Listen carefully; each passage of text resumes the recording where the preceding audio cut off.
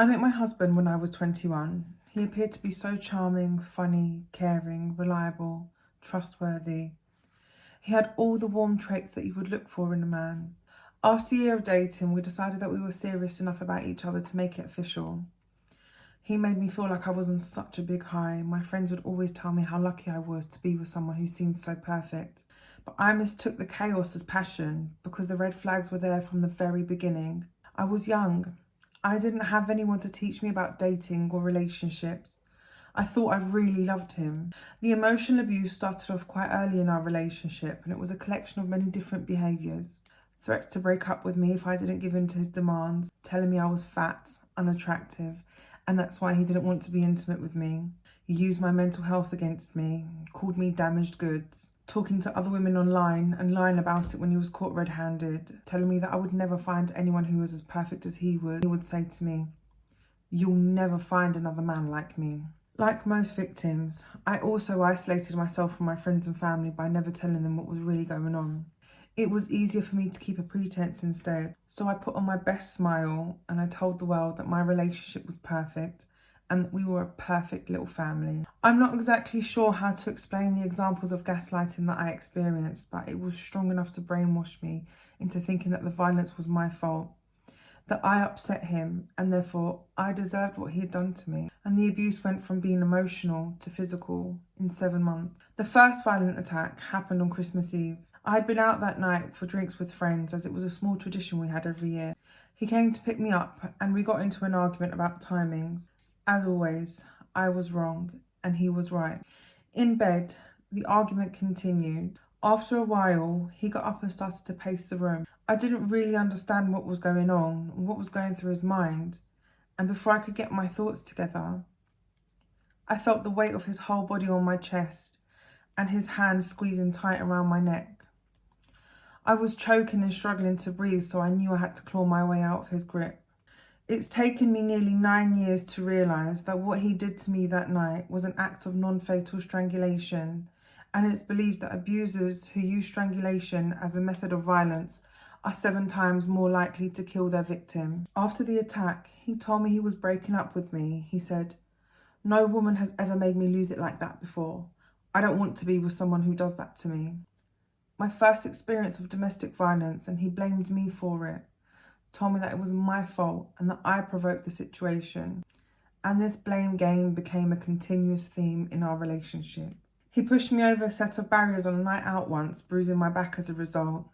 That was my fault. He pushed me with so much force into a wardrobe and onto the bed whilst I was 8 months pregnant, and I landed on my stomach both times. That was my fault. He slammed my head into the wall. That was my fault. He punched me whilst I was holding our newborn daughter and left me with a black eye. That was my fault. He punched and smashed the car windscreen in an argument. That was my fault. He threatened to hit me because someone had crashed into the back of our car. That was my fault. And so on and so forth. One day, quite early on into our relationship, whilst we were in the car, he was hurling insults at me and shouted, "I hope you die in this car right now." And he was driving quite recklessly at the time. I genuinely thought that he would crash the car and kill us both. During our relationship, the abuse mostly happened behind closed doors, until one day he finally did it in public. We were on our way to London in 2 busy train stations during rush hour with our daughter present. He called me a bitch and told me that I was a complete liability. He said that he didn't understand why he was with someone like me, and threatened me with more violence if he didn't get the outcome he desired that day. Once he calmed down from the incident, he just turned to me and said, "Give me a kiss." No acknowledgement of what he'd done, no sorry, nothing. And to him, every incident, every act of violence was always a reaction to something that I had said or done. I was always to blame for the way that he was mistreating me. And I really believed this. For years, I didn't even consider myself a victim of domestic abuse because I thought that I was the one causing the problems. I was causing him to be violent, therefore I deserved it because there was clearly something wrong with me. So why didn't I just leave? Because the violence wasn't every day. I was so heavily trauma bonded and gaslighted that I didn't honestly think of leaving him. He would say things like, "All relationships have their ups and downs. This is normal. And so the years went on, we had a child and we got married. One year, on Christmas Day, I caught him messaging another woman on social media. When I questioned him about it, he got angry and he told me that I was the one in the wrong for going through his phone. I knew I wasn't though, so I pressed the issue. I wanted to know why a man who claimed to love me would entertain other women. He got progressively more angry because I couldn't accept his denial and excuses. In his rage, he stood up from the sofa, squared up to me, and pushed me so hard that I went flying through the glass door. He stormed straight out of the flat, throwing a childlike tantrum as if I was the one who had caused the attack.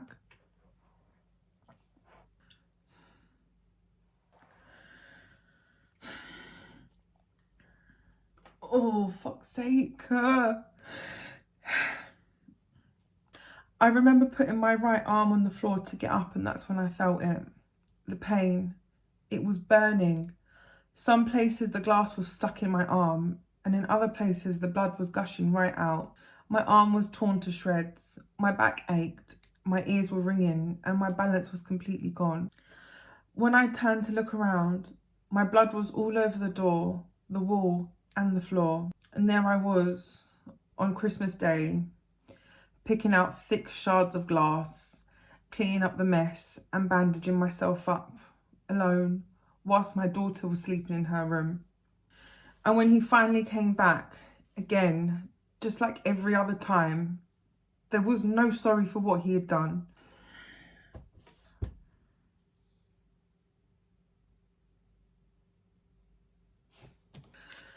Just a lot of talks of how he now had the extra hassle of having to sort out the new glass pane for the door. The wounds were deep, and really what they needed was medical attention and stitches. But I didn't go to the hospital. What would I tell them? That on Christmas Day, my partner violently threw me through a glass door because I wouldn't believe his lies.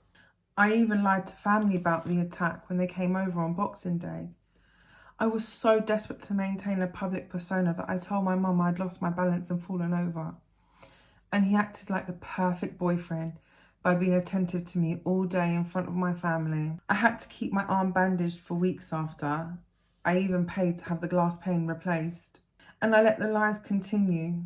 I didn't want anyone to know what was really going on. On one occasion, a neighbour of ours had called the police to our property after hearing threats of violence towards me. I lied to the police too. They removed him from the flat and sat me down to do a questionnaire to see if I was a victim of domestic violence.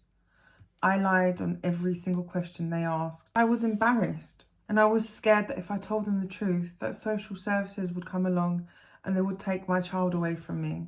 I used to be a confident and carefree woman, but years after insults and gaslighting, I felt worthless. I doubted everything about myself, and I believed him. I thought that I was unlovable, and I was lucky to be with him.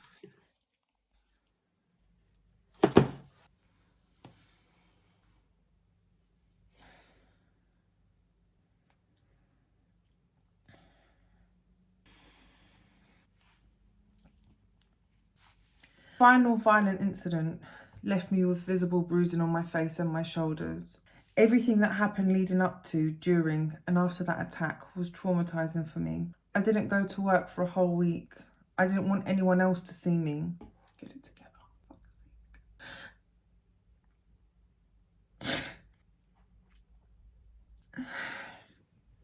The reasons why I don't care to go into much details about this incident is because it wasn't just the violence that was traumatizing for me. It was how the emotional and mental abuse ramped up overnight. He started going through my phone after accusing me of being with other men. I would wake up in the middle of the night and my phone would be missing from my side of the bed, only to see him with it in his hands reading my messages, hoping to catch me out in some kind of lies that didn't exist. And every day became a barrage of verbal abuse about how I was a bad mum and a bad wife because I didn't want the same life that he did. And then one of the hardest parts for me was when he told me that my mum could no longer see our daughter. I felt like I was suffocating because nothing I did was right anymore. I couldn't even talk to my friends when I needed to for fear of him reading through my messages. It was at this point that I started to realise what was happening to me. The violence, the insults, the gaslighting, the isolation from friends and family, his victim playing. It was like clear as day. I, Lejla Doughty, was a victim of domestic abuse. Oh, I can't do this.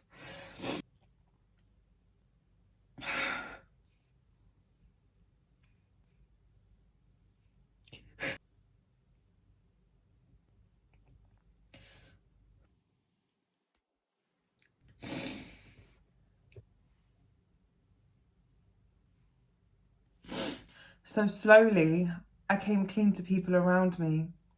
It started with a friend on a night out. I almost just blurted it out to her. And once I started being honest, it felt like I couldn't stop. I knew leaving would be hard, and there were many, many nights of crying myself to sleep, wondering if I was doing the right thing. What if he could change and he won't ever hit me again? But with every person I told, I felt stronger and stronger about leaving. It was almost like I was building an army of people who loved me, to support me in those final moments when I needed it the most. My mum always says that she can't forgive herself for believing his facade. She often repeats the words that he had said to her on that Boxing Day. I saved her. Without me, she would have been more hurt. My heart breaks when she tells me that she used to lay awake in bed at night, sick with worry, and she couldn't sleep because she would have dreams of me being killed by him. She said that she couldn't breathe properly until the day that I left. I never felt more alone and unheard like I did in that period after leaving. So I took to Instagram. I started making videos to raise awareness for domestic abuse by telling the world your survival stories. And now thousands of women come to my page daily because they feel like they finally have somewhere to go where they're heard and understood too. And the thing is, I can sit here and explain every violent incident to you, how it happened and how much it hurt. But the gaslighting and the mental abuse is the hardest thing to put into writing. And as a victim, you feel like no one will understand. And at times, I felt like my story doesn't matter either, because maybe it hasn't been violent enough. But those who have experienced it, they'll get it. And hopefully, there will be a part of my story that lands with another victim and a survivor out there who will now know that they're not alone. In time, with the rest of the community, I hope I can make people see that abuse isn't just physical. Abuse is verbal, emotional, coercive, financial, gaslighting, trauma bonds. Every push, every shove, every threat, every punch in the wall, every broken window, every damaged item are all acts of violence. And not a single one is ever okay or normal in any relationship that you have. Minimizing abuse is so dangerous. It's exactly how abuse escalates from insults to strangulations to scars for life. And it's how many women end up dead at the hands of their abuser. One incident of gaslighting is too many. One threat of violence is too many. Nothing can ever diminish what you went through and what you endured. Strength doesn't lie in not crying or hiding how you feel. Strength is saying that no matter how many times I break, I will always pick myself up and rise again and again and again.